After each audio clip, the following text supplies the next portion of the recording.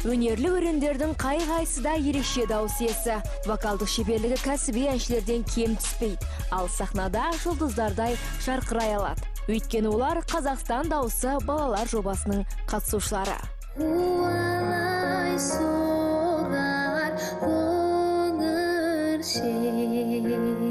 Көрмей таңдау кезеңінен сүрінбей өткен жеткіншектер енді сахнадағы жекпе-жекке дайындалып жатыр. Кәсіби мамандар олардың сәтті өнер көрсету үшін жан-жақты дайындық жұмыстарын жүргізуде. Себебі нағыз сайыс енді басталды. Қазақстан дауысы балаларға келген жасөспірімдер шетінен талантты ғой. Барлығы талантты. Осы жерде біз тұрып жобадан шығып кетіп атқан балаларды жылағанын көріп, осы жерде бір жылап аламыз. Эфирде көргенде тағы бір жылап аламыз. Бірақ қимайсың, ешкімді қимайсың. Бірақ балаларға бұл үлкен сабақ, шыңдалатын және өмірлік сабақ беретін жобалардың бірі.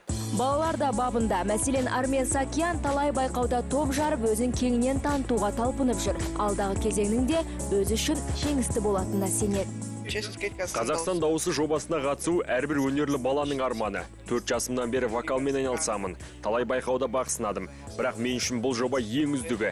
Тәлімгердің саған бұрылуы, таңдау жасауың, еліміздегі ең талантты балалардың қатарынан табылу қайталанбас эмоция сыйлайды.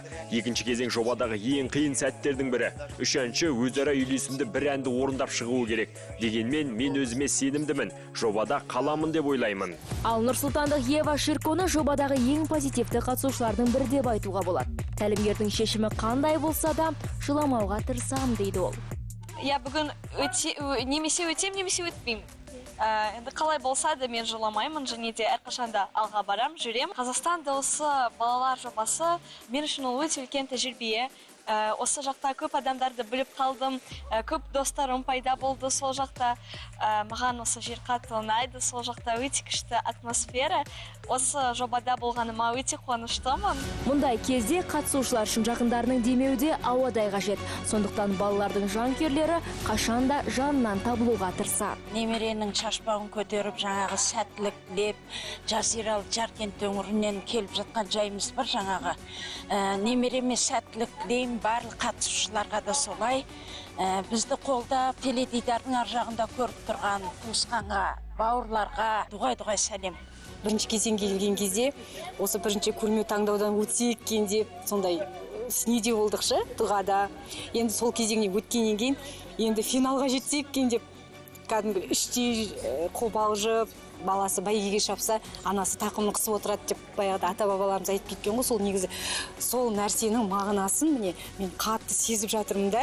Айта кетейік, еліміздегі талантты балалардың басын қосқан бірегей жобаның көрмей таңдау кезеңінің соңғы шығарылымы 28 мамыр күні эфирге шығады.